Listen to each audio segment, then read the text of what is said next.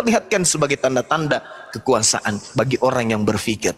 Fakta yang terjadi sekarang ini, akibat adanya Isra Mi'raj, menjadi inisiatif kemudian ilmuwan menerbangkan manusia dari Eropa ke Asia, Asia ke Eropa dan seterusnya. Karena adanya Isra Mi'raj, hikmah bahwa manusia bisa melayang.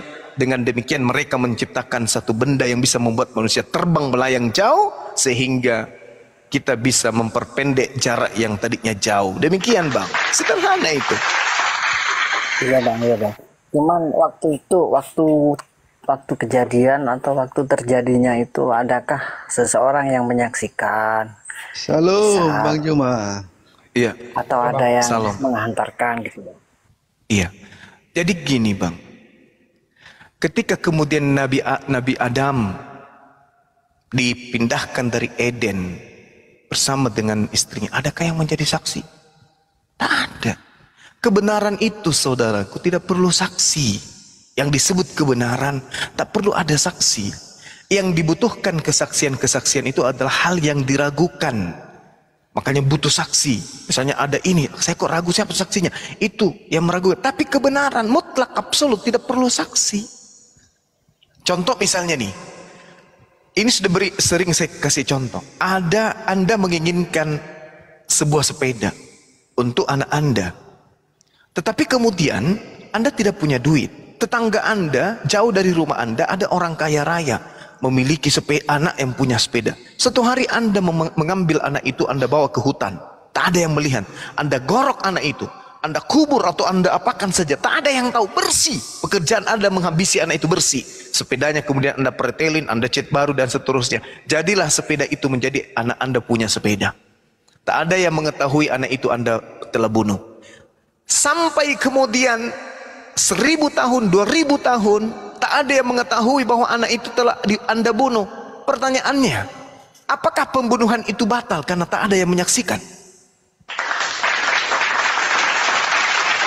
Tetap ada pembunuhan. Tetap ada pembunuhan meskipun tak ada saksi.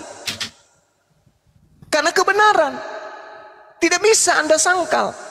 Nah, sedangkan kalau Anda berbicara mengenai kesaksian, Bung, cerita ini kemudian diceritakan oleh Rasulullah, orang-orang Yahudi tak percaya. Tapi apa kata Rasulullah kemudian?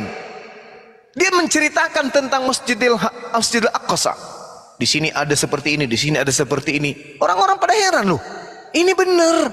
Sementara orang ini tidak pernah ke sana, kok dia bisa tahu? Kok dia bisa tahu? Bahkan dia mengatakan ada orang yang menuju ke sini menggunakan onta. Gitu ya Bang Handi? Dan ontanya pun hilang. Halibah. Iya, halibahnya kok hilang. Kafilah itu kehilangan. Loh kok dia tahu? Apa yang terjadi Bang? Apa yang terjadi Bang? Paulus tidak dipercaya di Yahudi. Paulus tidak dipercaya di Yerusalem. Kesaksian-kesaksiannya ketemu di Damsyik, ketemu dengan Yesus dalam penjara. Siapakah engkau Tuhan? Itu tidak dipercaya di Yerusalem. Baginda Rasulullah Muhammad sallallahu alaihi wasallam ya, semenanjung Arabia percaya terhadap perjalanan Isra Mi'raj. Saya ucapkan terima kasih atas penjelasannya, Bang. Ya itu kan tadi saya kan nggak tahu itu kan yang ada hadis itu akan ada di kitabnya Abang, bukan di kitab saya gitu. Jadi saya terima kasih atas penjelasannya Abang gitu. Ya, mohon izin saya mau turun Bang, soalnya besok masih harus bekerja Bang. Nggak mau pergi berobat sama dokter yang tadi? Saya kasih nomornya. Dengerin dulu penjelasan Bang Juma sebelum turun. Bisa nggak sih selamat Bang Juma? Hanya percaya Tuhan saja, ya nggak perlu ngapa-ngapain gitu. Yang penting percaya, gimana Bang Juma? Nggak bisa. Yesus mengatakan dalam Matius 23, Bung. Matius 23, nomor 1, nomor 2. Ya, apa kata Yesus? Orang-orang Yahudi, orang ahli kitab dan juga orang Farisi telah menduduki kursi Musa. Tetapi janganlah kau mengikuti mereka, sebab mereka mengajarkan tapi mereka tidak mempraktekkan. Berarti harus dipraktekkan. Makanya Yesus mengatakan dalam Matius 5, Masih banyak hal yang ingin aku ajarkan kepadamu, tapi kamu belum sanggup untuk menanggungnya. Bahkan dia mengatakan, jika hidup keberagamaanmu tidak lebih baik dari ahli Taurat, maka kamu tidak akan masuk ke dalam surga. Nah, ahli Taurat, mereka dituntut untuk mempraktekkan perintah Tuhan. Ulangan 6. Sampaikan kepada anakmu pada saat dia berjalan, pada saat dia duduk, pada saat dia baring, pada saat dia berdiri, untuk melakukan semua perintah-perintahku dengan setia. Berarti harus ada syariat. Nah, Yesus mengatakan syariat yang akan datang adalah lebih baik, lebih sempurna.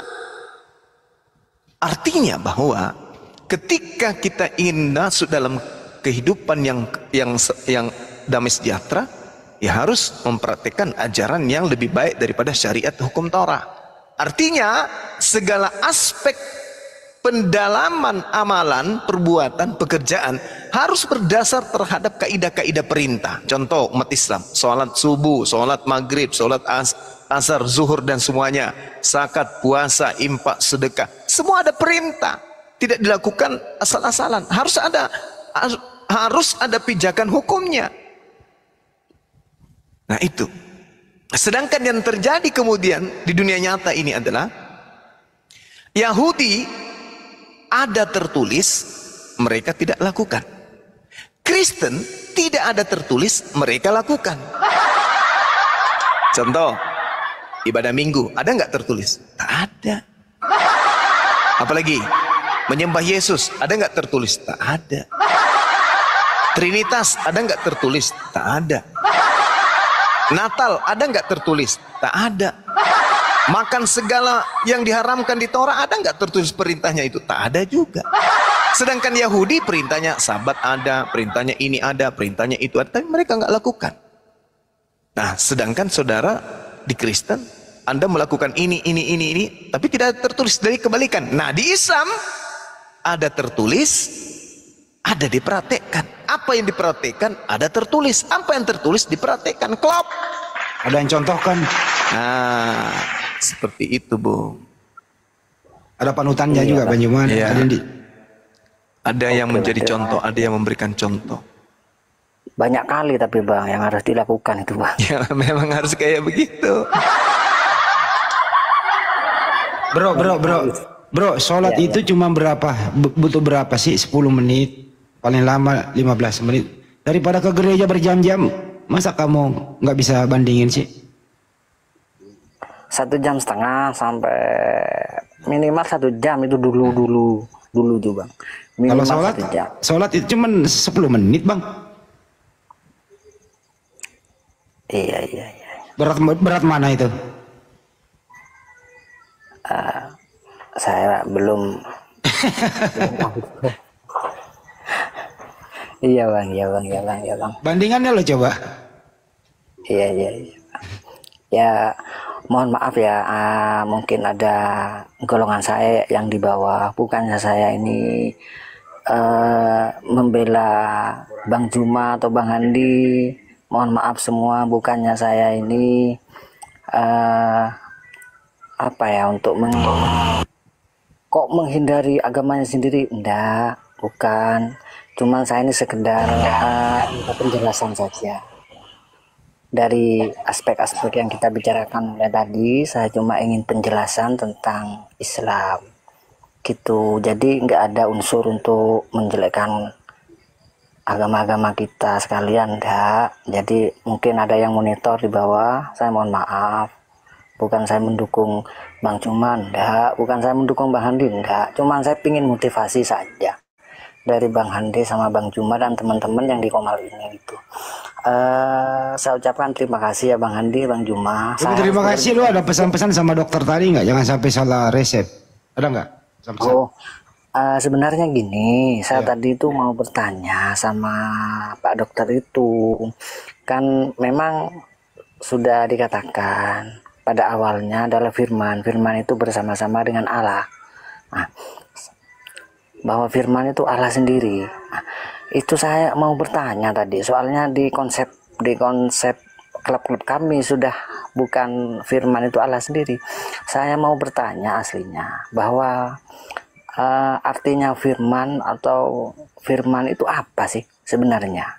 Gitu maksud saya tadi itu. Saya ingin mendengar penjelasannya. Apakah firman itu Allah Bapa itu sendiri? Apa firman itu ucapan Bapa? Apakah firman itu yang diucapkan Bapa jadi menjadi sesuatu? Itu yang akan saya tanyakan tadi, Bang. Sama Pak Dokter. Udah paham. Kalau sang pencipta itu berfirman, kalau nabi itu bersabda, kalau manusia itu berkata-kata. Nah, isi semua ini adalah ada yang ingin dicapai. Kalau sang pencipta berfirman, berarti ingin firman ini ada yang ingin dicapai. Perintah. Jadi untuk menciptakan atau ingin membuat Bunda Maria mengandung, tinggal berkata, berfirman, mengandung Bunda Maria, jadi itu Yesus. Itu sederhananya, bro. Iya. Ya, kan intinya gini, Bang. Kalau di saya sama teman-teman ini, kalau firman itu adalah apa yang dimau Allah Bapa, apa yang diucapkan Allah Bapa. Itu konsepnya kalau di golongan saya, Bang. Mungkin kalau dari Bang Handi sama Bang Juma saya kurang memahami gitu loh, Bang. Jadi terima kasih, sekian saja, Bang. Saya harus bekerja besok, Bang. Jangan ditahan saya, Bang. Jadi saya ucapkan terima kasih, selamat malam semuanya, salam. Ya, terus belajar ya, Semangat bro. malam. Terus belajar terus. Ya, kita sambut Pak Herman, silakan Pak. Pak Herman. Iya, makasih. Ya, saya sangat mendukung si Zigzag tadi ya. Saya sama dia itu ya mirip lah. Cuman bedanya dia tidak berani menyebut siapa Bapak itu. Kalau saya jelas Bapak itu adalah YHWH. Jadi ya si Zigzag ini seperti Tritunggal juga ini nanti akhirnya gamang. Begitu. Tadi yang dibilang Bang Selebes itu betul itu. Kalau Tuhan Maha Kuasa dia berfirman. Tapi kalau Yesus dia bersabda, bukan berfirman. Karena status Yesus adalah yang istilahnya mempelajari firman dan akhirnya firman itu merasuk sempurna dalam hidupnya.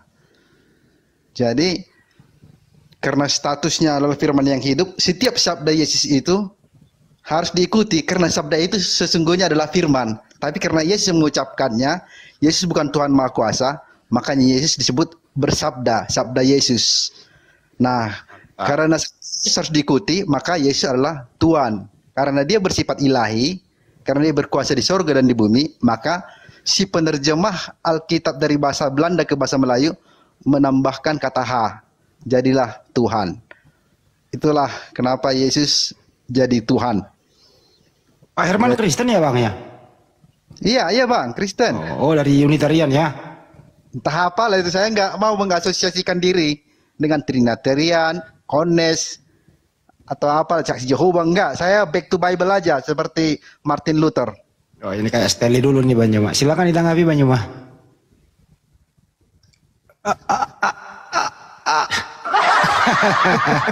Dia kayak Stanley dulu nih, saudara kita nih. Iya. Jadi Yesus bagi Bang Herman ini apa? Utusan.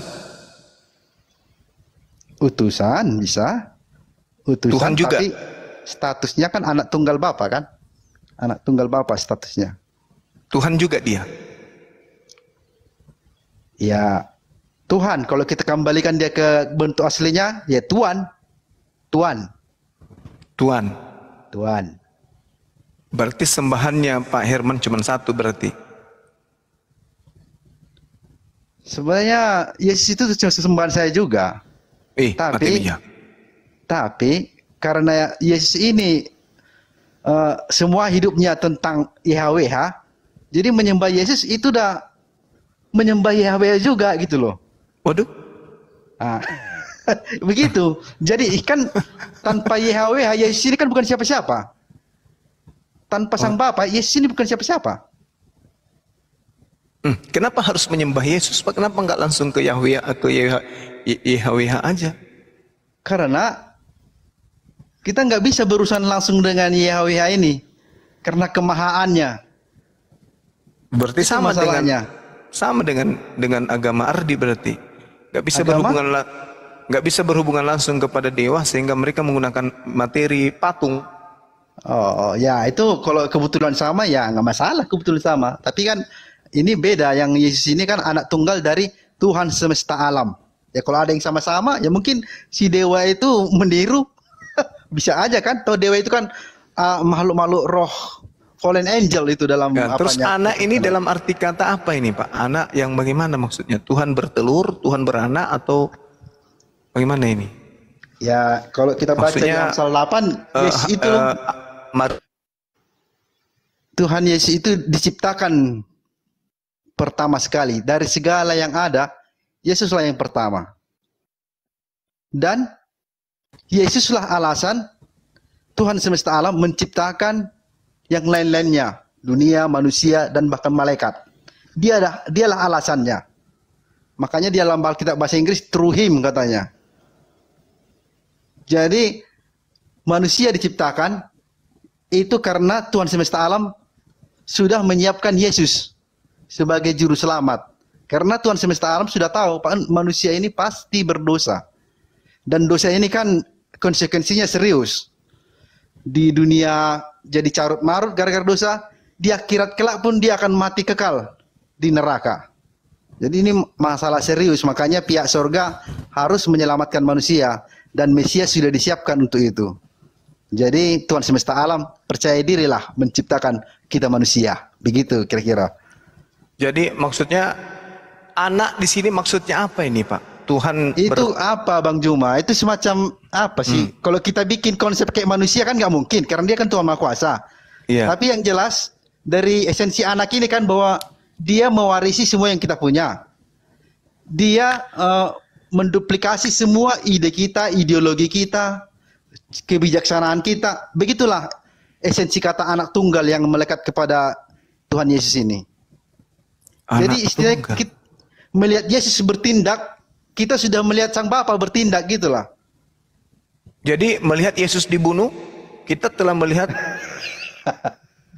Nah kalau melihat Yesus dibunuhnya Bang Juma, itu karena dia misinya kan, karena misi itu konsekuensi dari misi dia. ya itu dia maksudnya. Melihat Yesus dibunuh berarti melihat pencipta dibunuh gitu. Kalau bukan itu, bukan begitu Bang Juma. Maksudnya ketika dia mengurus orang pesundal yang mau ditimpukin, karena memang begitu ajarannya Yahudi harus ditimpukin sampai mampus. Yesus kan di situ disuruh memutuskan bagaimana ini, menguji kan dia pemuka agama itu. Nah, cara Yesus menyikapi masalah ini, kita seperti melihat Tuhan semesta alam mengurus masalah ini. Gitulah kira-kira maksudnya pernyataan saya tadi. Ya. Jadi gini Pak, sebenarnya ada kemudian konsep yang terbungkus rapi ya di Kristen, termasuk yang ada pada konsep Bapak itu sendiri, terkait dengan Tuhan menginginkan dan merancang kemudian adanya Yesus diutus sebagai juru selamat dengan cara mati di atas tiang salib. Betul nggak? Bukan diutus untuk mati sebenarnya Bang Juma. Diutus ke dunia untuk mengeliminir efek dosa. Baik efeknya waktu di dunia maupun setelah nanti di kekekalan. Dengan cara mati. Bukan dengan cara bukan cara mati Bang Juma. Mati itu kan efek samping. Dengan cara apa? Dengan cara datang ke dunia. Itu saja udah berisiko. Datang ke dunia saja Bang Juma, dia udah berisiko mati. Nah, itu karena dia mati. Karena dia menanggalkan ego ketuhanannya. Istilahnya kayak anak presiden datang ke suatu tempat, gak ada pengawal-pengawalnya, itu kan berisiko. Nah, begitulah kira-kira. Sekarang begini, itu kan cuma akal-akalan saudara saya. Nah, sekarang begini, percaya bukan akal-akalan, itulah hasil kesimpulan saya dari membaca Alkitab Bang Juma. Karena sekarang kan harus begini. logis bagi saya. Kalau gak logis, saya tak mau jadi Kristen.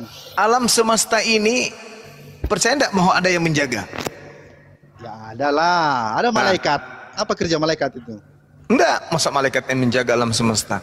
Yang punya kedudukan paling tinggi di antara semuanya, itu yang disebut Khalik, Tuhan. Ya kan, betul? Itu bekerja kan atas suruhan Tuhan. Itu iya, maksud saya yang menjaga alam semesta ini ya Tuhan lah. Ya Tuhan. Nah, kalau Tuhannya berubah menjadi makhluk, siapa yang menjaga alam semesta? Bang Juma, Tuhan Yesus itu kan anak tunggalnya, bukan Tuhan Maha Kuasa semesta alam itu. Dia bukan YHWH. dia Yesus. Berarti dia adalah ciptaan. Iya, sesuai dengan Amsal 8. Oke. Berarti dia ciptaan ya? Ciptaan Oke. yang diplot menjadi Tuhan. Menjadi Tuhan bagi manusia dan malaikat. Diplot. Berarti diplot, jangan digabung antara Tuhan dan Tuhan. Kita orang Indonesia. Kalau Tuhan sudah pasti bukan pencipta, kalau Tuhan baru pencipta, kan gitu. Masalahnya Bang Juma, masalah seriusnya adalah jika kita misalnya Yohanes 13 ayat 13 kan, Yesus kan mengaku Tuhan sana kan, mengklaim Tuhan. Kita ganti itu menjadi Tuhan, maka di Alkitab tidak ada lagi kata Tuhan, yang ada Tuhan semua. Gitu masalahnya. Enggak, Tuhan itu kepada Bapa, Tuhan kepada Yesus. Kan saudara sendiri mengatakan Yesus itu bukan Tuhan tapi ciptaan. Berarti dia nggak boleh Tuhan, dia adalah Tuhan. Tuhan Yesus aja, jangan dituhankan. Berarti kita sepakatilah kalau kayak gitu ya. Iya. Kita sepakati untuk Yesus Tuhan, untuk Sang Bapa ini Tuhan. Oke, nggak Ya. masalah. Itu ikut KBBI berarti ya. Iya, betul. Ya, ikut KBBI nggak masalah. Nah, yang tadi abang bicarakan itu Tuhan Yesus, bukan Tuhan. Nah, oke. Berarti kalau dia Tuhan, dia kan ciptaan tuh.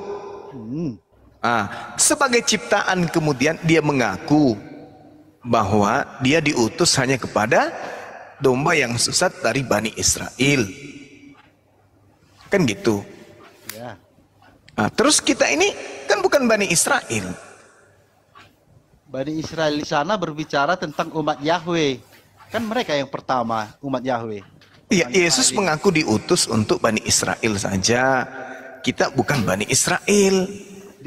Ditambah lagi Bang Juma, kalau dia pelayanan di luar Israel, nggak nyambung. Waktunya pun kan terbatas, dia nggak boleh. Nah itu dia makanya Yesus bukan untuk non-Yahudi, tapi hanya untuk Yahudi, hanya untuk Bani Israel. Nah kita ini bukan Bani Israel.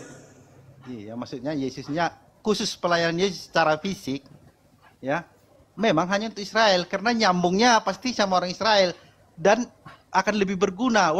Apapun baik pertentangan, baik pun kesepakatan dengan pemuka agama Yahudi, semuanya itu penting karena Israel kan bangsa pilihan yang dari awal-awal dari semenjak Abraham memang dipelihara Tuhan, dijagain supaya budayanya tidak terkontaminasi dengan pagan.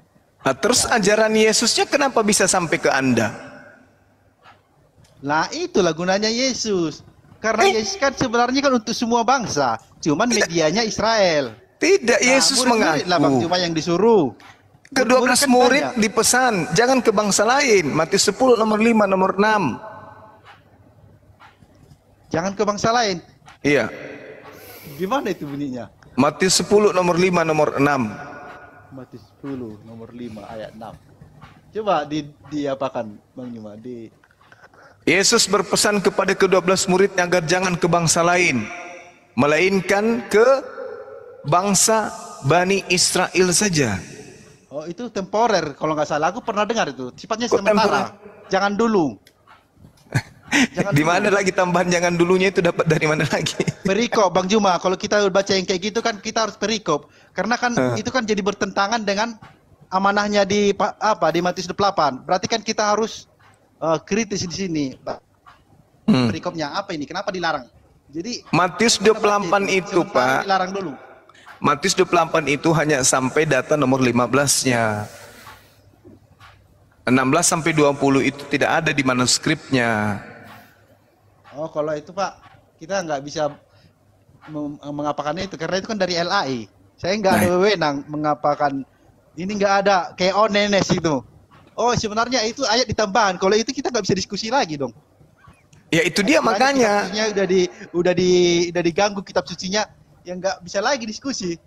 Ya makanya Matius 10 nomor 5 nomor 6 Yesus berpesan jangan kamu menyimpang ke jalan bangsa lain atau masuk ke dalam kota orang Samaria, melainkan pergilah kepada domba-domba yang hilang dari umat Israel. Nah itu konteksnya apa dulu itu Bang Juma? Kalau sepenggal ya kita pasti tersesat.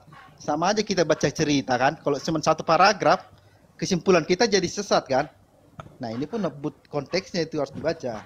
Kalau begitu kita kembali ke dalam kisah Matius 15 aja. Matius 15 itu tentang apa itu? Ya, tentang pengakuan Yesus, dia hanya diutus untuk domba yang sesat dari Bani Israel. Ya kalau saya menangkapnya Bang Juma yaitu karena cuman orang Israel lah yang mengerti apa yang dikatakan Yesus. Nggak mungkin dia tiba-tiba datang ke suku Batak, ya, berbicara tentang aku adalah Mesias yang dijanjikan pada Abraham. Siapa Abraham, kata orang Batak kan? Kau orang gilanya kau, katanya. Apa yang kau ngomong-ngomong Abraham? Siapa Abraham itu? Gitu maksudnya Bang Juma. Gitu, Iya, saya tahu. menangkapnya di situ. Saya tahu. Saya paham. Tapi masalahnya sekarang, jangankan kepada saudara yang adalah orang Batak, kepada orang yang sesaman bertemu langsung malah dengan dia, justru muncul pengakuan itu. Aku diutus hanya kepada domba yang hilang dari umat Israel, bukan kepada kalian. Ini muncul pengakuan Yesus ketika ada orang di luar Yahudi percaya kepada dia. Coba saudara saya baca di Matius 15 itu satu perikop. Iya, orang-orang Kanaan kan, perempuan Kanaan. Iya. Yesus ngomongin sama perempuan Kanaan itu. Iya, betul. Tapi tetap juga dia kan istilahnya memenuhi apa yang diinginkan si perempuan itu. Dia menginginkan apa? Sembuh. Sembuh kan anaknya? Sembuh, ya. Merubah tidak statusnya sebagai guguk perempuan ini? Memang itu agak apa ayatnya, agak rumit memang dia. Tapi sebenarnya kan itu mau mengatakan bahwa belum saatnya Itu secara langsung berurusan dengan kan Anda tambahi kan? Anda menambahkan itu, Bang.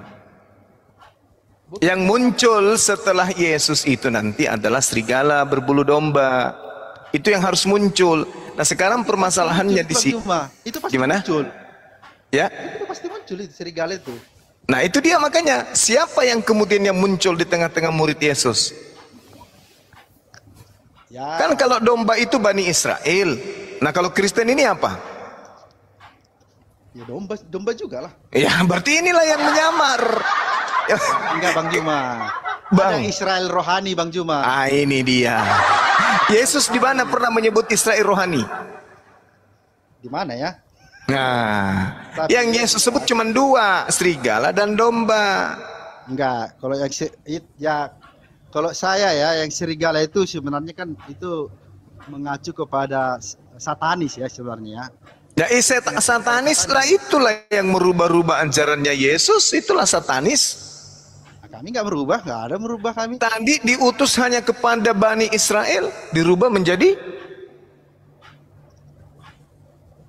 Ya itulah, itu kan pelayanannya secara fisik, secara nyata. Nah, itu kan Anda, saudaraku, berubah. Keluar Israel nggak nyambung pembicaraan mereka nanti. Itu ini orang-orang yang sudah membuktikan hidup berdampingan dengan Yesus.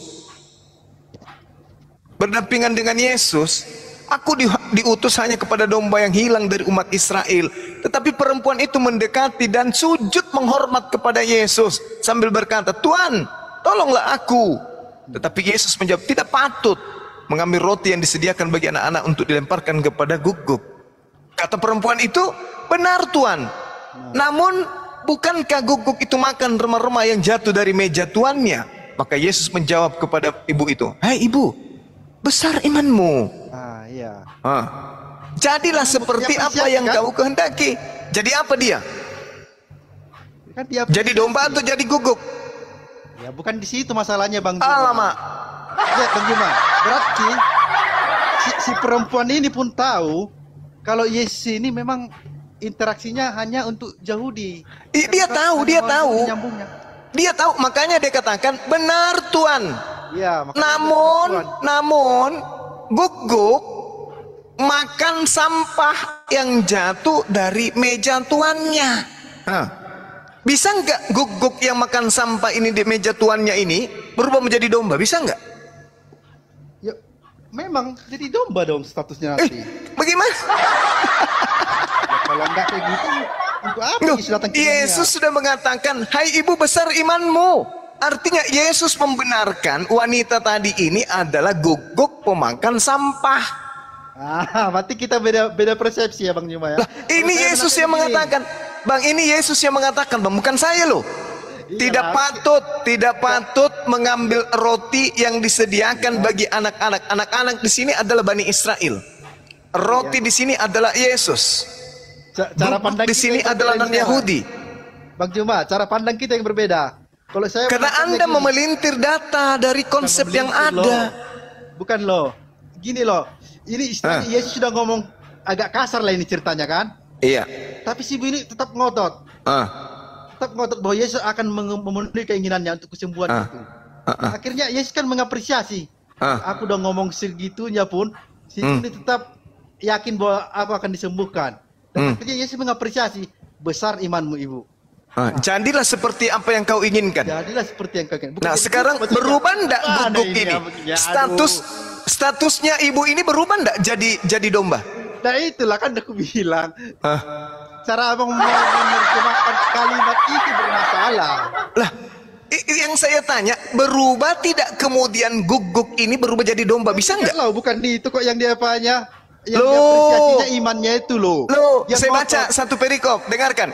Lalu Yesus pergi dari situ dan menyingkir ke daerah Tirus dan Sidon. Maka datanglah seorang perempuan Kanaan dari daerah itu dan berseru, "Kasihani aku ya Tuhan." Ini dia percaya loh. Dia sudah percaya, "Kasihanilah aku ya Tuhan anak Daud, ya Tuhan anak Daud, kasihanilah aku." Dia sudah memohon-mohon loh ini. Kalau ibu ini diganti pemainnya Anda, saudara Herman, saya ganti. Seorang laki-laki dari Batak bernama Herman berseru kepada dia, "Kasihanilah aku Tuhan, Tuhan anak Daud, karena anakku perempuan kerasukan setan dan sangat menderita." Lalu Yesus sama sekali tidak menjawab Pak Herman. Lalu murid-muridnya datang dan meminta kepadanya, "Suruhlah ia pergi."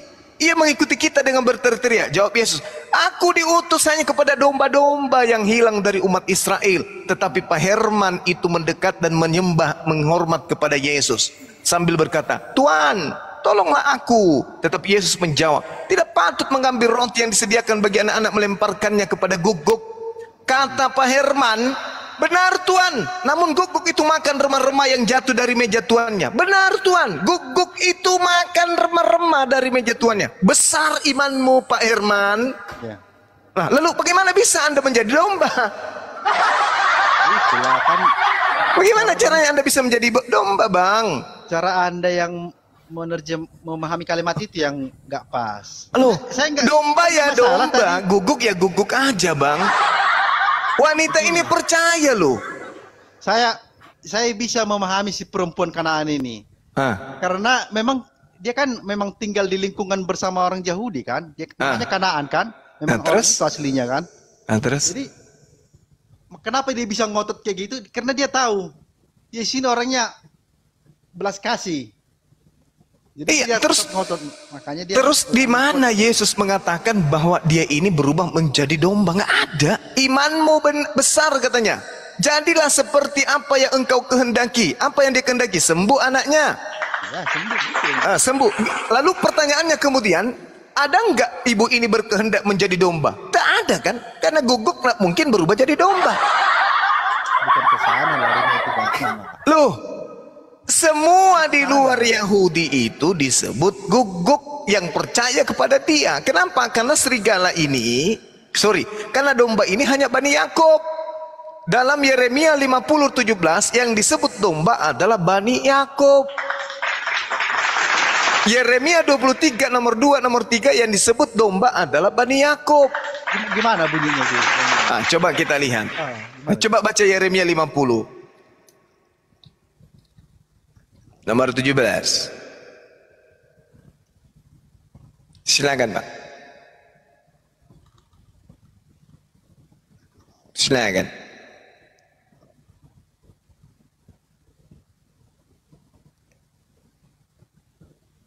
Silakan. Kirain dibukain. Oh, sorry. Jadi di situ sangat jelas dikatakan bahwasanya Israel adalah seperti domba. Israel itu domba. Jelas itu, Bang. Ya wajar lah Bang. Ya. Seperti domba. Memang domba ini kan kata apa ini? Apa namanya? Kiasan kan? Iya, kiasan, dan itu adalah kiasan khusus spesial untuk siapa? Untuk Bani Israel, bukan untuk semua orang. Hanya Bani Israel aja yang kemudian punya predikat atau simbol itu.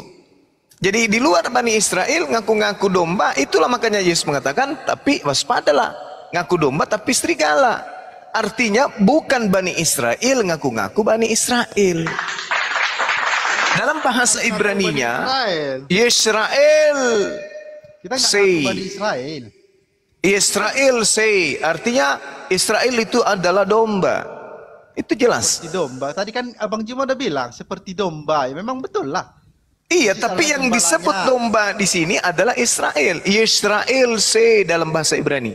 Israel adalah domba. Gitu loh, Bang.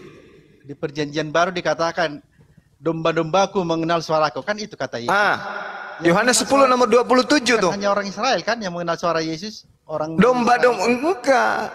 Kalau Anda mengenal suara Yesus, Anda pasti sudah mengaminkan bahwa Yesus mengaku dengan mulutnya sendiri diutus kepada domba yang hilang dari umat Israel. Tapi Anda tidak mendengarkan, Anda tidak mau mendengarkan suara Yesus itu. Anda selalu mendengarkan lagi data-data yang berikutnya. Ya kan? Sedangkan Yesus sudah menyuarakan bahwa apa? Tidak layak, tidak patut roti yang disediakan untuk anak-anak diberikan kepada guguk. Kenapa harus guguk? Kenapa enggak bilang aja Kanaan? Kenapa harus menggunakan istilah guguk? Karena istilah guguk itu istilah dari di luar Yahudi, maksudnya serigala. Guguk serigala. Tidak layak kemudian anak yang diutus kepada Bani Israel diberikan kepada Bani Edom, Bani Batak, Bani yang lain. Karena dia hanya untuk Bani Israel. Itu maksudnya. Kenapa Yesus mengambil perumpamaan guguk? Karena guguk itu adalah lawan dari domba. Yesus hanya untuk Israel.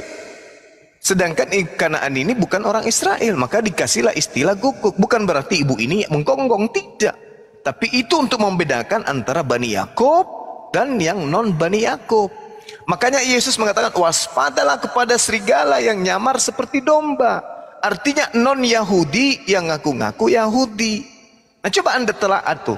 Mana yang menyamar antara Yahudi dan Kristen? Yang mana sebenarnya yang nyamar seperti sebagai anak Yakub di sini? Yahudi kah, Kristen kah? Karena hanya ada satu. Dari keturunan Yehuda dan Israel itu hanya satu. Nah, sedangkan sekarang muncul Kristen. Pertanyaannya yang mana sebenarnya yang menyamar di sini? Kristen atau Yahudi? Nggak ada yang menyamar. Lah, kalau tidak menyamar berarti Kristen. Jawab saja. Berarti kalau tidak menyamar berarti Kristen ini juga adalah Yahudi dong. Kalau Yesus datang hanya untuk Israel, berarti status bangsa pilihan tuh Israel itu nggak ada gunanya. Ya justru karena pilihanlah sehingga dia dipilih hanya untuk Israel. Coba Anda baca Mazmur 100. Untuk menjadi saluran berkat buat seluruh dunia. Oh salah. Tidak ada itu. Itu tidak ada itu, Bang. Untuk apa Tuhan semesta alam berjanji kepada Abraham melalui keturunanmu? Nah, melalui keturunannya itulah Nabi Muhammad sallallahu alaihi wasallam. Diberkati. Itulah Nabi Muhammad, Bu. Keturunan si Abraham aja. Ya, keturunan Nabi Muhammad kan dia dari Abraham.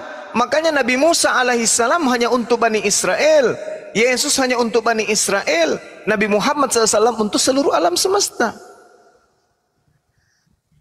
Makanya kalau pengakuan Nabi Musa hanya untuk Bani Israel, Ulangan 33 nomor 4. Hukum-hukum Tuhan yang datang kepada Nabi Musa hanya untuk Bani Yakub.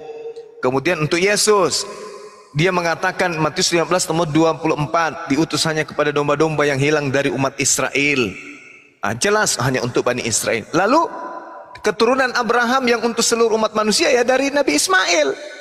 Baginda Rasulullah Muhammad SAW dikatakan, wa ma arsalnaka illa kafatal linnas. Tiadalah diutus baginda Rasulullah Muhammad kecuali kepada seluruh umat manusia. Nah, mana pengakuan Yesus untuk seluruh umat manusia? Enggak ada. Nabi Musa mana? Enggak ada juga. Bahkan dikunci dengan Mazmur 147 bahwa hukum-hukum Tuhan yang datang kepada Yakub, perintah-perintah yang datang kepada Israel itu hanya berlaku untuk Bani Yakub dan tidak untuk bangsa lain. Nah, bukan untuk kita berarti.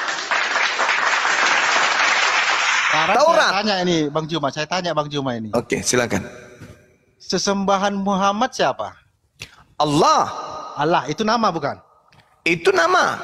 Itu nama. Sesembahan Musa siapa? Allah. Musa yang di Alkitab? Dia menyembah Allah. Innani anallah la ilaha illa ana. Musa di Alkitab menyembah YHWH. Nah, YHWH itu bukan nama, itu gelar. Nah, itu salah Bang Juma. Ayo. Gelarnya Elohim.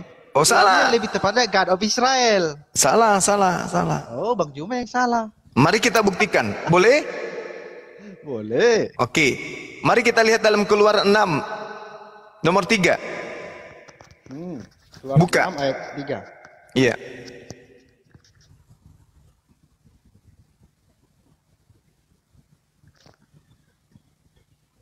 Masuk lagi nona. Apa yang dikatakan di situ, Bang? Nggak bawa kelepak nak apa?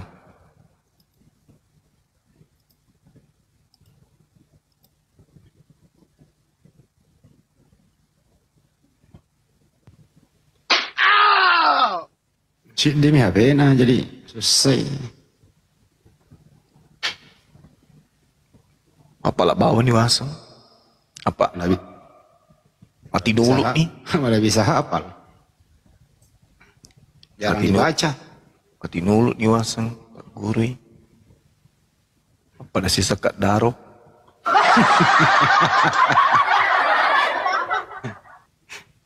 Kak Daro itu anu kan Bang Handi? Sabuk kelapa kan? Bukan batok. Halo Bang Juma. Oh, batok. Batok kelapa. Udah saya baca. Iya. Baca Bang. Iya, intinya aku telah menampakkan katanya ya. Ini Tuhan semesta alam ya. Aku telah menampakkan kepada Diri.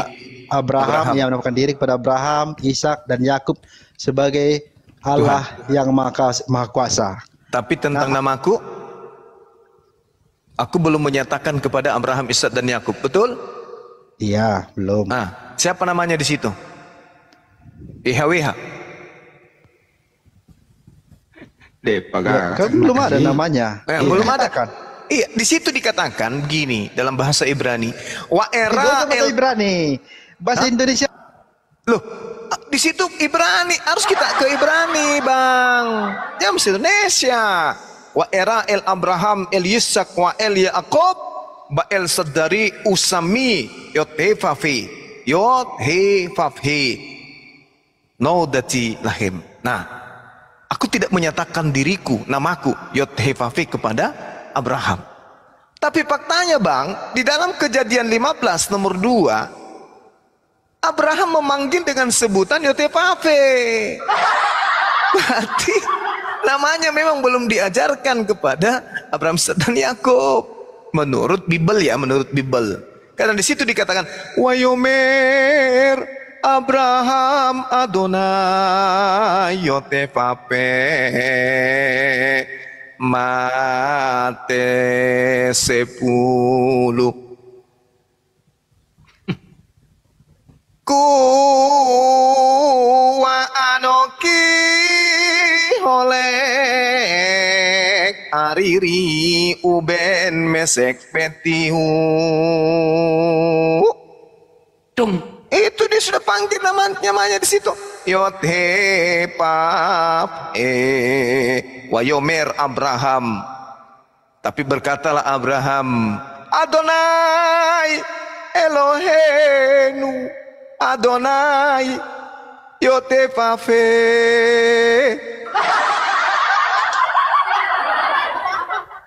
Sudah dia panggil namanya Yotefafe di sini.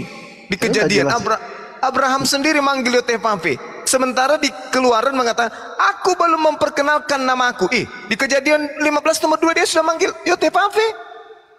Sebenarnya Bang, Abraham. Adonai Yotefafe. Hei. Aku juga udah pernah baca itu Bang. Ya. Aku juga udah pernah mempertanyakan itu ya. Nah, ternyata kan kitab Kejadian Keluaran Bilangan-Ulangan Imamat ini kan ditulis sama Musa. Iya. Berarti Musa bohong. Bukan Musa bohong, masih Musa. Musa kenapa? Mana menceritakan menjelaskannya? Saya juga pernah mempertanyakan ini dalam diri sendiri, membingungkan gitu ya. Belum dikasih tahu kok si Abrahamnya sudah gitu. Yothefafe itu gelar saudara, sebagaimana nama-nama Tuhan dalam bahasa Ibrani, El, Elohim, Elom, Elohe, Olam, Eroi, Esadai, Emmanuel. Itu nama-nama Tuhan, gelar sifat. sama Asmaul Husna, tapi nama pribadi Tuhan itu adalah Allah. Innani anallah la ilaha illa ana. Makanya dikatakan kemudian wa may yarghabu an millata Ibrahim illa man safiha nafsa wa laqad istafainahu fid dunya wa innahu fil akhirati laminas solihin. Is qala lahu rabbuhu aslim qala aslamtu lirabbil alamin wa wassa biha Ibrahim banihi wa Yaqub ya baniya innallaha astafa lakumuddin fala tamutunna illa wa antum muslimun. Am kuntum syuhada'a is hadara Yaqubal mautu is qala li banihi ma ta'buduna min ba'di qalu na'budu ilahaka wa ilaha abaika Ibrahim wa Ismail wa Ishaqa ilaha wahida wa nahnu lahu muslimun. Ini innallaha, sesungguhnya Allah. Makanya orang Yahudi, Bang, kalau mereka menerjemahkan kitab mereka, kitab Tanak mereka ke dalam bahasa Arab, maka Tuhan mereka akan otomatis terganti dengan sebutan Allah. Oke Bang. Sekarang Itu. kita buka Keluaran 3 ayat 15. Itu paling vulgar itu ya. Keluaran 3 ayat 15. Ya. Tuhan katanya. Ya. Allah Abraham, Elohim Abraham, Elohim Ishak, Elohim Yakub. Itulah namaku dan sebutanku selama-lamanya. Itu kan udah vulgar sekali, Bang. Nggak boleh diganti, selama-lamanya harus itu. Jangan diganti binatang di situ, Bang. Jangan diganti manusia, jangan diganti malaikat, tapi Tuhan. Tuhan itu artinya apa? Pencipta. Bang. Itu gelar. Di situ huruf besar semua, Bang Juma. Saudaraku. Huruf besar semua. Iya, Tuhan. Makanya artinya jangan itu nama. Bukan, itu gelar. Gelar Tuhan itu jangan kita berikan kepada yang lain. Cuma gelarnya adalah Elohim Ishak, Abraham, Jakob. Walah. Gelarnya. Bukan, atau Bang. disingkat menjadi Ilah Israel. Itu gelar sebutannya. Elohim, sementara yang disebut di situ adalah Yehova atau Yod-Heh-Vav-He, sembahan ilah. Elohim itu, Bang Juma, kalau di bahasa Inggris jadi God. Kalau Yehova jadi? Debata. Kalau Yehova jadi apa? Yunani jadi Theos. Bukan. Allah. Kalau Elohim jadi God. Kalau kemudian Yod-Heh-Vav-He jadi apa dalam bahasa Inggris? Di bahasa Inggris dia tertulis LORD. Tulis besar semua, Lord. Besar semua. Aduh, abangku ini. Sebenarnya namanya tetap itu. Bukan. Sekali lagi saya katakan, namanya Bang. tetap itu. Cuman Tuhan tidak boleh diganti. Tuhan tidak boleh disebut sembarangan. Tidak boleh. Gara-gara itu lah Ini makanya jadi Lord ditulis. Sekarang begini, boleh nggak kita menggunakan kata Tuhan ini, misalnya gini, pada hari Senin para Tuhan berbaris dengan menggunakan seragam putih di depan tiang bendera. Bisa nggak dipakai gelar Tuhan ini ke makhluk? Jika kata Tuhan yang tertulis di situ hanya huruf awalnya saja yang besar, atau atau semuanya huruf kecil. Langsung aja bahasa Ibraninya Yod-Heh-Vav-He. Bisa nggak itu? Oh, nggak bisa dong, parah. Nah, karena kalau satu, bahasa Ibrani, Bang, tidak ada huruf kecil, tidak ada huruf besar. atau kita ganti gini. Penulisan di bahasa Inggris dan di bahasa Indonesia loh. Kan Tuhan enggak. bilang kan, para Tuhan berseragam gitu kan. Iya, kalau itu bisa nggak? nama nggak boleh pakai Tuhan huruf besar semua. Para Tuhan boleh nggak? Atau saya banyak memelihara Tuhan di dalam kandang. Ada yang warna biru, boleh nggak ini dipakai sembarangan? Tuhannya kecil. Ya nggak boleh, Bang. Tuhan itu hanya untuk Khalik. Tidak bisa didudukkan kata Tuhan itu untuk makhluk, tak boleh. Ya, ini gelar satu-satunya. Ini huruf kecil semuanya. Tuhan-Tuhanan. Aduh, nggak ada Ibrani, nggak ada kenal huruf kecil, huruf besar. Bang Juba tadi yang bilang boleh nggak? Ya boleh, tapi kalau abang bikin huruf Bukan masalah huruf kecil, huruf besar, Bang. Ini kata Yod-Heh-Vav-He tidak boleh dipakai kepada makhluk. Kata Tuhan itu hanya untuk sang Khalik. Tuhan itu maksudnya Khalik, pencipta langit dan bumi. Tapi nama pribadinya siapa? Yahweh. Lah Tuhan itu. Itu namanya. Mati meja. Tuhan. YHWH. YHWH itu adalah sang pencipta. Waduh. Tuhan itu kan gelar. Iya, Allah. tahu gelar. Ya, nama sembahan Muslim adalah Allah. Itu nama Ilah pribadinya. Itu nama pribadinya. Ya, Yahuwahu. Yahuwahu. Ya, wahai engkau, wahai dia yang adalah dia yang maha hidup. Yahuwahu. Ini dia Yotevave. Sama. Makanya di dalam kitabnya orang Yahudi, Kejadian 17 nomor 7, aku mengangkat perjanjian kekal untuk anak-anakmu dan keturunan, bahwa aku akan menjadi Tuhanmu, Tuhan anak-anakmu secara turun-temurun. Itu Tuhan sendiri yang mengambil perjanjian kekal. Wahai Abraham, aku akan membuat perjanjian kekal antara aku, engkau, anak-anakmu, keturunanmu secara temurun, bahwa aku akan menjadi Tuhan mereka, sebagai perjanjian kekal. Jadi keturunan Abraham, baik dari Ismail, Ishak, itu menyembah Tuhan yang sama, karena itu adalah perjanjian kekal Tuhan. Makanya kalau dilihat dalam Kejadian 12 nomor 3, jelas dikatakan di sana, aku akan memberkati siapapun yang memberkati engkau Abraham. Aku mengutuk siapapun yang mengutuk engkau Abraham. Nah, siapa yang menyibukkan dirinya siang malam memberkati Abraham? Hanya kami umat Islam. Hanya kami yang sibuk memberkati. Allahumma salli ala sayyidina Muhammad kama sallaita ala Ibrahim wa ala alihi Ibrahim. Setiap kami ibadah, setiap kami sholat, kami memberkati Abraham. Nah, kalau orang Kristen ditanya, apakah kalian memberkati Abraham? Mana buktikan? Tak ada, bang. Yang mana Kristen justru mengutuk Ismail anak zina, Ismail itu anak budak. Itu dikutuk Abraham yang Bang Juma. Itu memang begitu fakta Alkitabnya, bukan mengutuk. Nah, itulah makanya Tuhan mengatakan, siapa yang mengutuk engkau, aku akan kutuk. Ya, kan sudah aku bilang itu bukan mengutuk. Nah, kita kembali ke masalah nama lah. Kalau memang Bang Juma bilang bahwa Yahweh itu adalah gelar, berarti diskusi ini nggak bisa kita lanjutkan, ya. Kita istirahat aja lah, udah malam kali, udah mau apa, kita istirahat dulu lah. Oke, makasih Bang Juma ya. Iya. Makasih, lain kali kita lanjutkan bicaranya. Iya. Kalau di Indonesia kan Yotevave apa, bang? Bapak. Nama pribadinya Bapak? Cuplis. Kalau dokter tadi nama pribadinya Bapak adalah Yesus. Mama malah satu kasih nak buai. 11-12 sama dokter tadi itu. Mak Jeko Timuna. Allahu Akbar, Masya Allah. Apa sih teman-teman, nggak mau pakai akal sehat.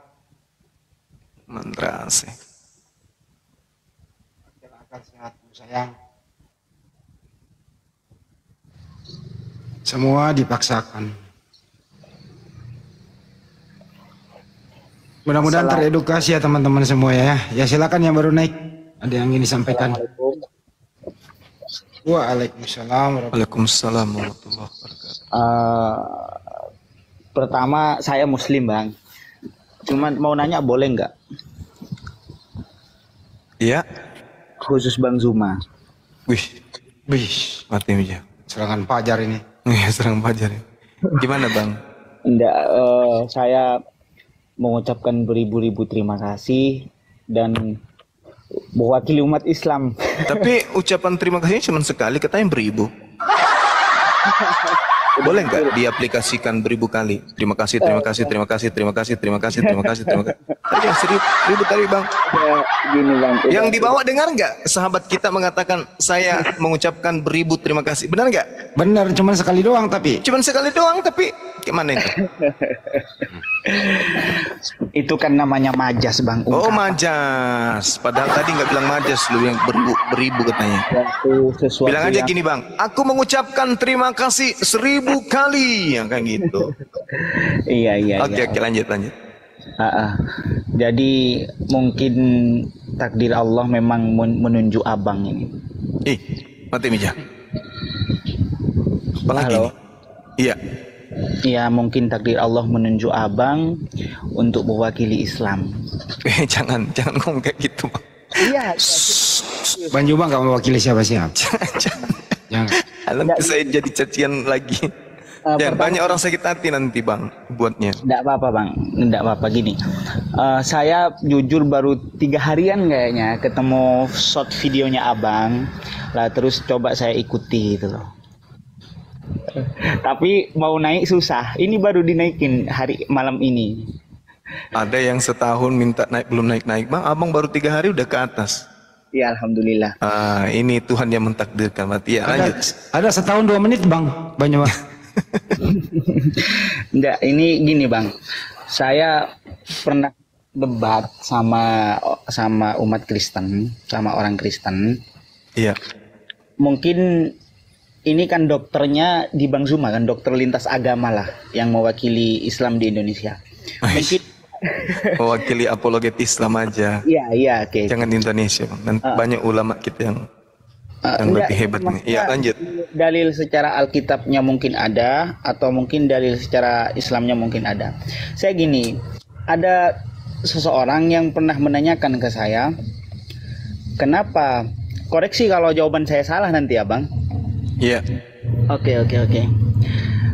Ada orang Kristen yang nanyain sama saya, kenapa kok redaksi syahadat itu aku bersaksi, bukan kenapa kok bersaksi, padahal diksi yang dipilih bersaksi itu sudah menyaksikan, katanya.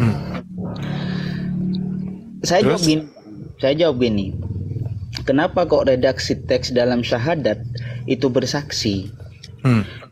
Bersaksi itu dalam Islam karena kemampuan kita sebagai makhluk hanya punya akal dan punya indera untuk memadukan keduanya menjadi sebuah keyakinan. Jadi saksi itu bagaimana tentang eksistensi. Kenapa saya bilang demikian bang? Karena ini analisa saya cuman ya. Karena di situ asyhadu alla ilaha, saya bersaksi tidak ada. Lah lawan dari tidak ada berarti ada dan wajib ada. Berarti itu menyatakan tentang eksistensi, bukan tentang kesaksian sebagai sosok melihatnya. Ini kok Pak Hafiz ini kok dia bertanya terus jawab sendiri bang?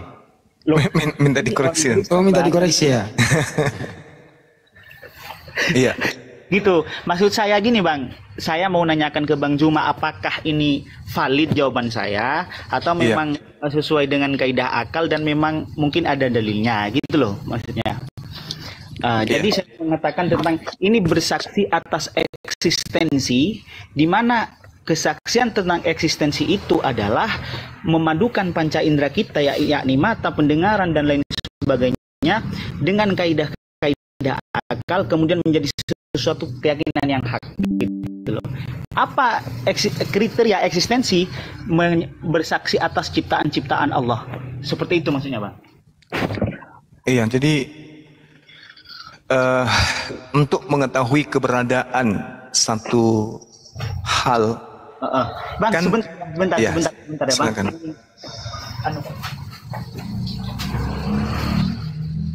Silakan, Bang, silakan.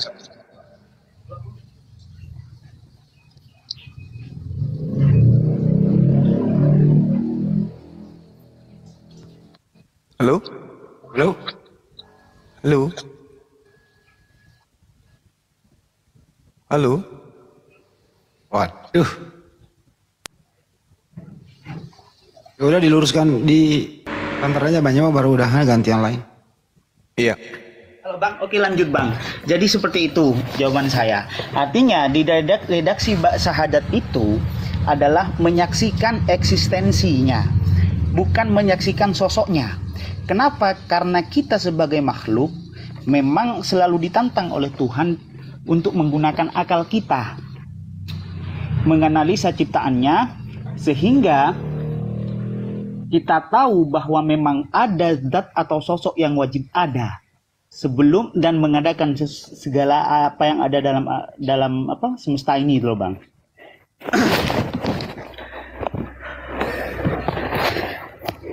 Iya, terus jadi gini. Kemudian kenapa kok disuruh untuk bersaksi dengan melalui apa yang Allah ciptakan? Karena memang akal dan indera kita terbatas. Sosok Tuhan itu tidak bisa dirasionalisasi, cuman ciptaan-ciptaannya itu bisa kita rasionalkan. Contohnya, analoginya seperti angin, kata saya, Bang. Angin, kita hanya bisa mendeteksi keberadaannya dengan kulit kita, dengan arah geraknya pohon, tetapi mustahil kita melihat rupanya. Jadi kalau ciptaannya saja, mata kita tak mampu untuk melihat, apalagi yang menciptakan angin itu sendiri. Makanya redaksi syahadat itu bukan serta-merta meyakini langsung. Tidak seperti orang Kristen, yang penting yakin di awal. Tetapi Tuhan sendiri dalam Islam menantang kita untuk selalu berpikir, untuk selalu berakal. Jadi seperti itu, Bang. Apa mungkin itu benar? Atau bisa divalidasi sama Abang? Atau mungkin ada dalilnya memang? Iya, jadi gini. Kalau kita melihat di dalam Al-Quranul Karim ya, tentang persaksian ini kan kaidah keislaman. Kunci orang itu mengakui bahwa tiada Tuhan selain Allah, kan gitu ya? Iya. Nah, kenapa kemudian kita harus bersyahadat? Mempersaksikan ini, itu apakah hanya dengan mata? Tidak, tapi karena pendengaran dan juga pemikiran akal. Kenapa orang di neraka kelak itu banyak menyesal? Karena mereka bukan karena melihat mata, karena mata tidak, tapi karena mereka tidak menggunakan pendengaran dan tidak menggunakan pemikiran, akalnya. Lau kunna nasma'u wa na'qilu ma kunna fi ashabis sa'ir. Nah, kemudian Allah Subhanahu wa taala menyatakan dirinya itu tidak berupa wujud yang harus disaksikan kemudian keberadaannya, tidak. Tapi Allah mengatakan apa? Di dalam Al-Quran, sanurihim ayatina fil afaq wa fi anfusihim hatta yatabayyana lahum annahul haqq. Kami, Tuhan, akan memperlihatkan kepada mereka tanda-tanda kebesaran, keberadaan akan kami di segenap penjuru. Maka dengan adanya kita melihat alam semesta ini, kita bersaksi bahwa Tuhan itu ada dan Tuhan itu hanya Allah. Kita bersaksi alam semesta ini adalah bukti adanya Allah. Meskipun dimensi manusia itu memang tak akan pernah sanggup melihat Allah, tapi karena keyakinan itu melampaui batas daripada hakul yakin, maka timbul yang disebut iman. Kita bersaksi, kita berikrar, kemudian kita menyatakan keimanan kita. Apa cakupannya daripada persaksian kita? Satu, membenarkan segala apa yang Nabi Muhammad SAW kabarkan tentang Allah tanpa meragukan sama sekali. Kedua, menjalankan setiap yang diperintahkan oleh Allah dan juga Nabi Muhammad SAW tanpa menolak apa yang ada dari mereka, dari Nabi, dari Allah pengutus, dan dari Nabi sebagai utusan. Lalu meninggalkan perkara semua dari apa yang dilarang oleh Allah melalui baginda Rasulullah Muhammad SAW. Tidak mendahulukan perkataan manusia dibandingkan dengan perkataan Allah dan juga sabda Rasulullah. Tidak membuat bid'ah dalam agama yang tidak diajarkan kemudian, baik kaitannya dengan akidah, perkataan, dan juga perbuatan oleh Rasulullah Muhammad SAW.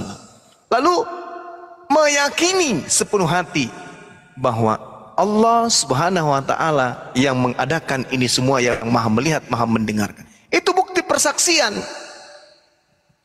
Itu bukti ikrar kita bahwa ketika kita mengatakan aku bersaksi, artinya sesuatu yang disaksikan kemudian bukan harus dengan mata, tapi dengan pendengaran pun.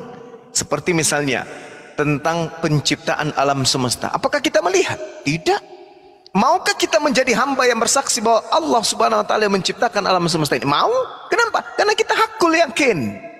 Sama seperti akal. Maukah kita bersaksi bahwa saya bersaksi, saya punya akal? Atau kita ragu? Dari mana kemudian kita bisa mempersaksikan bahwa kita punya akal? Buktinya kita bisa menyusun kata menjadi sebuah kalimat, menjadi satu pesan yang sampai kepada pendengar. Kita bisa menggerakkan tangan, kita bisa berkarya dan seterusnya, menandakan kita punya akal. Tapi berani tidak kita bersaksi bahwa saya punya akal? Berani. Aku bersaksi bahwa aku punya akal. Ada nggak yang menolak kesaksian saya nih? Hanya orang yang memperbodoh diri yang mengatakan kesaksian Bang Suma itu bohong. Buktinya, siapa yang bisa menolak kalau Bang Suma itu tidak punya, Bang Suma itu punya akal? Gak ada kan? Berarti kesaksian umat Islam melampaui keyakinan, melampaui kepercayaan. Itulah yang disebut iman. Jadi kalau ada orang mengatakan, bohong, kenapa bohong? Kamu nggak pernah melihat. Nah sekarang Anda yakin, Anda percaya, Anda boleh nggak bersaksi bahwa Anda punya akal? Nggak bisa. Berarti Anda ragu kalau Anda punya akal. Pantasan aja Tuhan Anda itu Yudas. Kan gitu. Ya, jadi apa yang saudara sampaikan barusan, itu sudah sampai pada level hikmah dan itu sudah benar. Bahwa segala sesuatu, seperti misalnya kita bersaksi adanya rasa manis pada gula, tidak perlu kita melihat rasa manis itu. Tapi sebagai manusia yang dikasih rasa, dikasih kemudian pengetahuan, maka kita bersaksi rasa manis itu ada, meskipun wujud daripada rasa manis tidak bisa dicerna oleh mata, tapi perasaan yang bisa melihat itu. Karena ada dua hal yang bisa melihat, kalbu dan juga mata kita, mata batin dan juga mata yang ada di wajah. Saya kira begitu, Bung.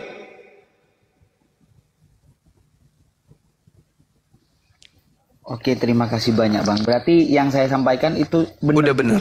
Siap. Ya soalnya saya kan nggak, kalau apalagi dalil Alkitab, dalil Al-Quran saya ya nggak, pondok kilat saya Bang dulu Bang.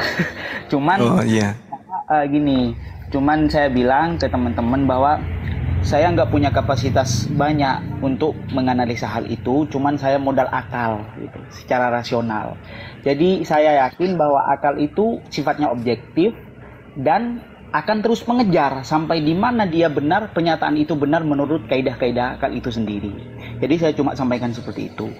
Saya bikin analogi kayak gini Bang, tapi tetap mereka nggak terima. Kita, kata saya, ini orang waras, orang normal, punya akal. Maukah sampean, ini yang Kristen Bang, teman-teman yang Kristen, saya suruh bertingkah seperti orang gila, menanggalkan akal kalian, telanjang di tempat umum, dan makan dari tong sampah? Pastinya kalian tidak akan mau. Kalian mampu melakukannya, tapi kalian tidak mau. Kenapa? Karena kalian punya akal. Lah, kalian hanya dibekali akal oleh Tuhan. Kalian tidak akan mau bertingkah seperti orang gila, karena tidak ingin menurunkan wibawa kalian, kehormatan kalian. Lalu kenapa Tuhan yang pada mulanya mendeklarasikan dirinya tentang kedikjayaan dan sesuatu yang amazing, lalu kalian hinakan menjadi sosok manusia yang maaf-maaf BAB, BAK dan lain sebagainya dengan sifat kehinaan manusianya? Kita manusia ini kan berdaging, berdarah, kemudian bawa kotoran kemana-mana. Lalu kenapa Tuhan kalian turunkan derajatnya? Si teman-teman Kristen bilang, Tuhan maha berkuasa atas segala sesuatu. Lalu saya bilang lagi Bang, Tuhan memang berkuasa atas segala sesuatu, tetapi tidak mungkin Tuhan itu mengingkari sifat-sifat kedikjayaannya yang memang sejak awal dideklarasikan oleh Tuhan itu sendiri. Hanya untuk urusan dosa. Allah menciptakan alam semesta ini dengan seisinya, itu tidak perlu pakai drama, menurunkan harga dirinya. Allah mampu melakukan itu, tetapi tidak mungkin Allah mau. Tapi tetap saja mereka nggak mau Bang menerima logika itu. Nah, saya mau bertanya, apakah logika dan analogi saya ini benar? Jadi tentang orang gila itu, mohon dijawab Bang. Iya, sudah jelas itu Bang, udah benar itu. Jadi kalau di dalam kitab mereka juga, kalau kita mau seimbangkan ya antara kajian-kajian tentang persaksian dan seterusnya, contoh kita ambil di dalam 1 Yohanes 4 nomor 15, barang siapa mengaku bahwa Yesus adalah anak Elohim, maka Elohim tetap berada di dalam dia dan dia di dalam Elohim. Nah, bagaimana caranya mereka mengatakan bahwa Yesus itu anak Elohim? Pernahkah mereka melihat Elohim beranak, bertelur? Yohanes 15:27, tetapi kamu juga harus bersaksi karena kamu dari semula bersama-sama dengan aku. Nah, orang Kristen bersaksi nggak mereka tentang ketuhanan Yesus? Dan bersaksi, pernah nggak mereka melihat langsung Yesus? Tak ada. Berarti saksi palsu. Itu kesaksian palsu itu. Kalau dia menakar, kesaksian itu harus dilihat dan seterusnya. Mazmur berapa? Mazmur 50 nomor 7 juga ada. dengarlah hai umatku, aku hendak berfirman, hai Israel, aku hendak bersaksi terhadap kamu, akulah Elohim, akulah Elohimmu, akulah Tuhanmu. Nah sekarang orang-orang yang hidup sekarang ini mau nggak mereka bersaksi bahwa Elohim itu adalah Tuhan? Nah coba, pernah melihat Elohim? Tidak pernah juga. Jadi sebenarnya simple kalau kita membahas ini di depan saudara-saudara kita Kristen. Oke, Bang Hafiz sudah cukup ya untuk waktunya. Iya, ya bang. Alhamdulillah Oke, bang. makasih ya sharingnya Bang ya.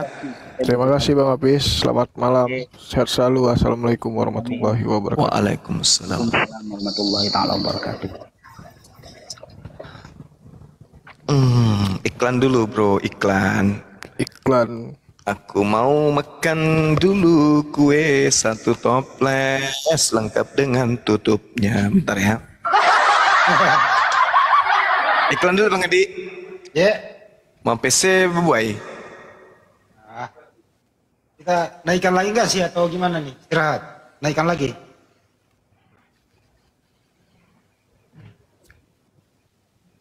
Ya, yang penting teman-teman ambil hikmahnya.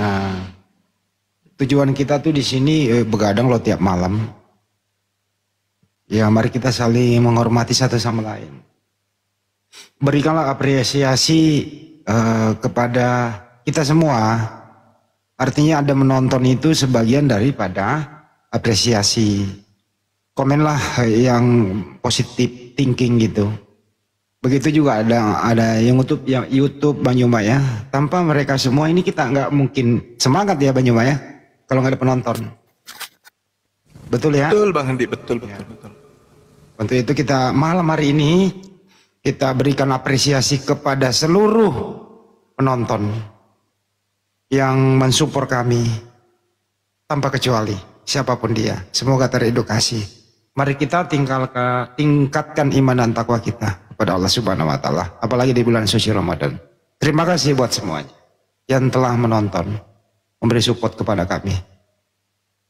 Tak lupa juga kami umumkan kepada semua bahwa di Makassar tetap aktivitas kita di Masjid Nur Maulidah itu safari Ramadan. Di sana buka puasa bersama, sholat maghrib, kajian kristologi, kajian Islam bersama anak yatim, sahur bersama begitu. Diundang juga pada Ahad besok ya, semua malam Ahad besok. Insya Allah kepada teman-teman khususnya yang ada di Sulawesi Selatan untuk bergabung di Masjid Nur Maulidah. Untuk itu persiapannya perlu cukup matang. Kami masih menunggu atensinya, partisipasinya, donasinya kepada siapapun. Bisa disalurkan melalui rekening Yayasan Makassar Moalaf Center Indonesia di Bank BTN. Nomornya bisa diperoleh dari kami karena menyebut nomor rekening itu agak riskan sekali. Ya, kami tetap tunggu. Sherlocknya cari aja di YouTube. Di YouTube apa? Di Google. Di Google klik Rumah Hobbit Bolangi Makassar. Atau kalau enggak hubungi admin sahabat Bang Juma. Kalau di YouTube-nya Handi Selebes hubungi saya. Kalau di Zulkifli Mabas di situ ada nomor telepon, nanti direspon oleh admin. Yang sudah beratensi, berpartisipasi terima kasih. Yang belum ayo berlomba-lomba. Beramal jariah. Lebih kurangnya mohon maaf. Terima kasih buat semuanya. Kita sambut lagi yang baru naik. Ya. Yomi, silakan host. Yomi, halo, selamat malam, annyeonghaseyo. Yomi.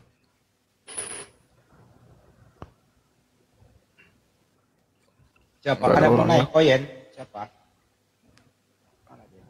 Gak ada yang minta.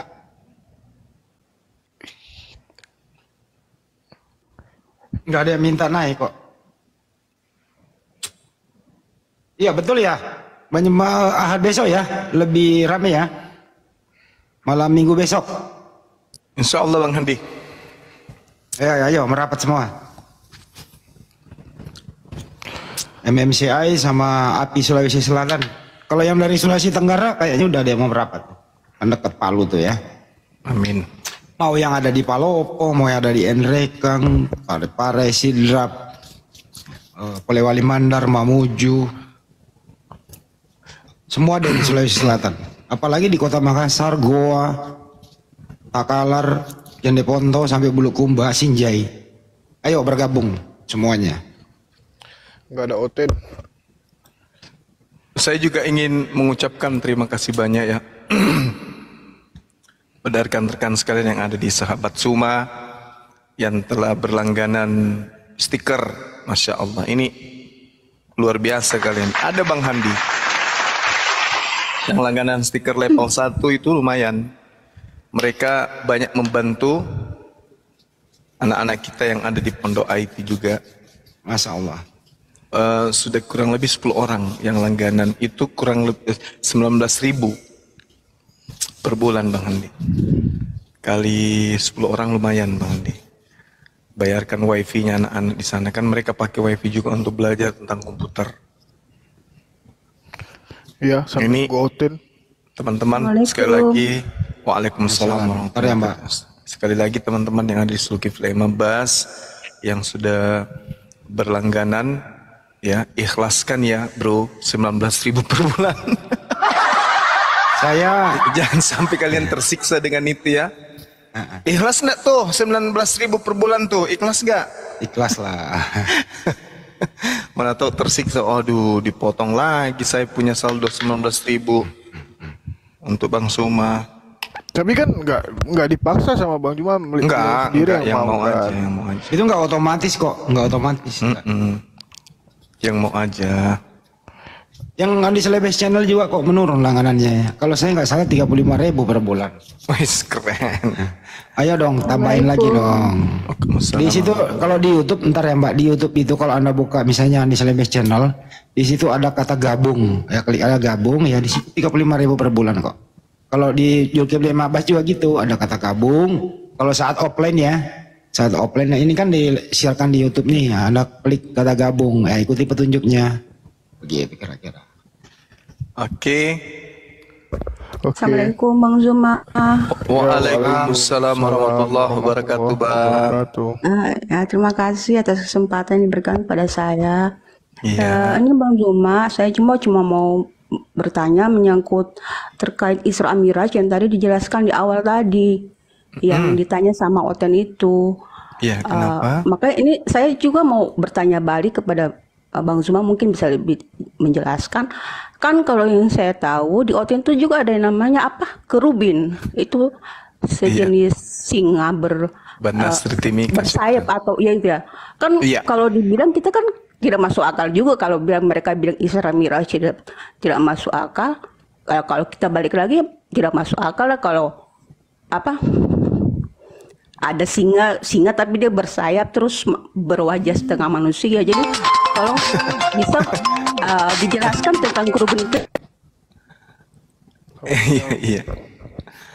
Iya, di dalam kitabnya saudara kita Yahudi lah itu yang membahas tentang kerubim, ya.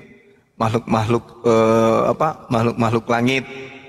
Seperti misalnya di dalam Kejadian 3 nomor 24, Keluaran 25 nomor 10 dan seterusnya. Kemudian ada banyak pokoknya intinya pemahaman, penjelasan tentang kerub itu. Yesaya 6 nomor 2 dan seterusnya. Ada juga yang disebut serafim, ada juga yang disebut kerubim, dan mereka itu adalah malaikat menurut pemahaman yang muncul di dalam kitabnya saudara kita Yahudi ya. Tapi ini yang sampai ke kita adalah kitab yang berasal dari bahasa Septuaginta. Kita tidak pernah melihat aslinya seperti apa gitu. Kepiting nggak ada kepiting. Daniel 9 nomor 2, sementara aku berbicara dalam doa, terbanglah dengan cepat ke arahku Gabriel, dia yang telah kulihat dalam penglihatan yang dahulu itu pada waktu persembahan korban petang hari. Gabriel juga masuk dalam kaidah, dalam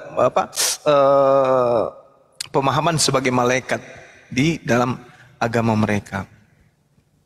Seperti itu. Jadi banyak yang berbicara tentang kerubim itu. Makhluk-makhluk gaib yang bersayap. Seperti itu. Siapa tadi? Mbak Ina.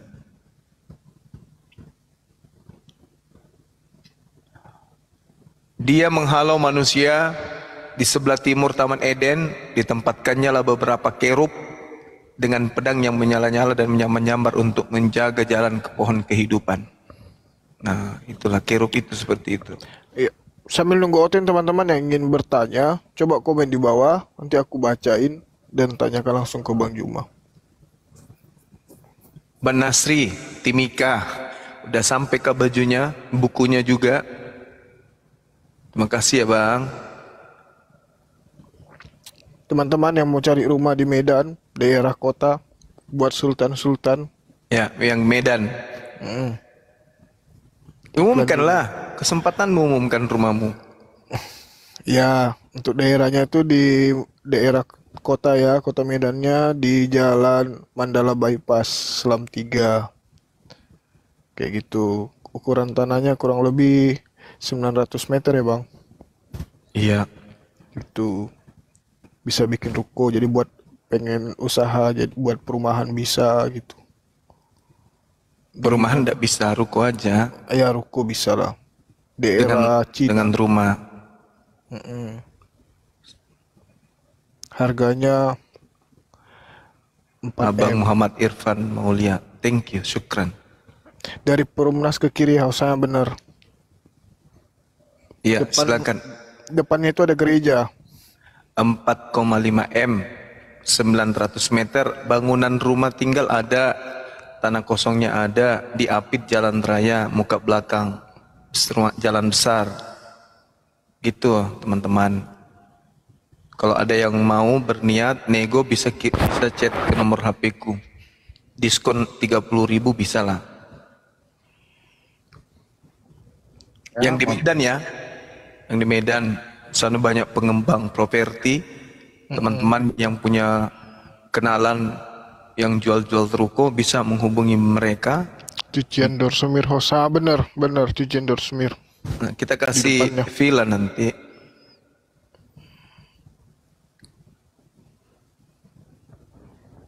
Gitu ya teman-teman. Gerejanya dijual nggak Bang? Kayaknya belum. Masih dikontrakkan. Jalan Mandala ya. Oke, itu teman-teman. tanpa perantara loh ya teman-teman. Langsung hubungi host Sadli. Bang Juma aja. Kamu lah. Itu tanpa perantara. Kalau saya pakai perantara dong. Saya harus hubungi ayahmu lagi. Sama aja. Aku jarang baca chat. Keponaan sama paman berantem ya. Enggak. Kalau kan ku bilang tanpa perantara. Nah, sementara yang punya warisan kan beliau, bukan saya. Oh, gitu. Larai Pak De. Iya ini heran saya ini berantem sendiri keponaan sama paman. Ini keponaan. Ayo silakan teman-teman yang berminyak untuk memiliki rumah tanah kosong di sana, jalan apa tadi? Jalan Mandala.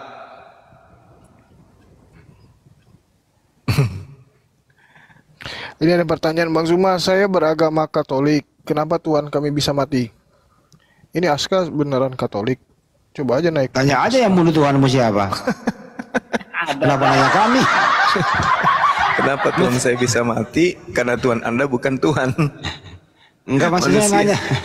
Tanya aja kenapa tentara Romawi bunuh Tuhan, momennya cari tentara Romawi kan masih hidup tuh anak cucunya. Dulu kakekmu bunuh Tuhan saya, kenapa? Ada masalah? Kan gitu.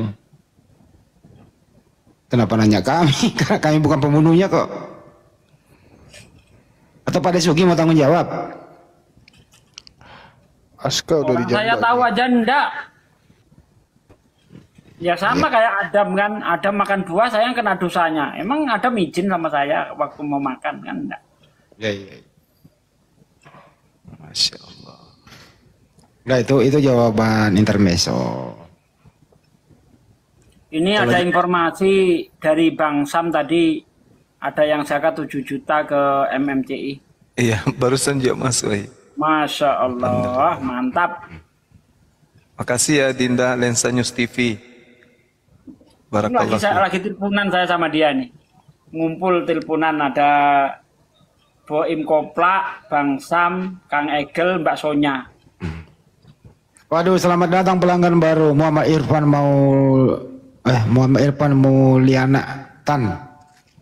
Pelanggan baru. Mau sahur bersama. Tidak, pelanggan baru. Itu Bang Zumang mengucapkan terima kasih.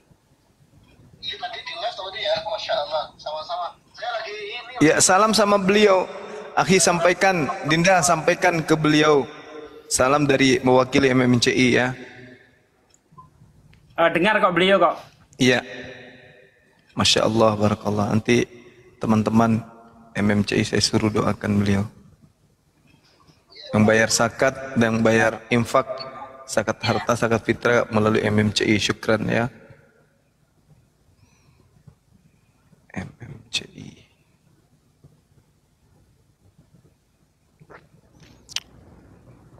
Nggak ada pertanyaan yang menarik. Zulkarnain. Apa bedanya apa? Bedanya sabur dengan nyanyi apa? Apa sih itu? Dan Mazmur Daud. Apa bedanya Bang Zuma? Tahu nggak apa bedanya Zabur dan Mazmur Daud? Bedanya kalau Mazmur Daud itu adalah firman Allah yang diberikan kepada Nabi Daud. Kalau itu Zabur ya. Sementara kalau Mazmur Daud itu adalah kitab yang dimiliki oleh Bani Israel dalam daftar kitab Nevi'im. Ya. Lalu kemudian diterjemahkan ke dalam Septuaginta, masuk ke dalam kitabnya orang Kristen menjadi perjanjian lama. Yang menjadi permasalahan sekarang ini Zabur Daudnya itu. Terima kasih. Cuman kapan lah ke Bengkulu ya? Di Bengkulu ada api enggak ya?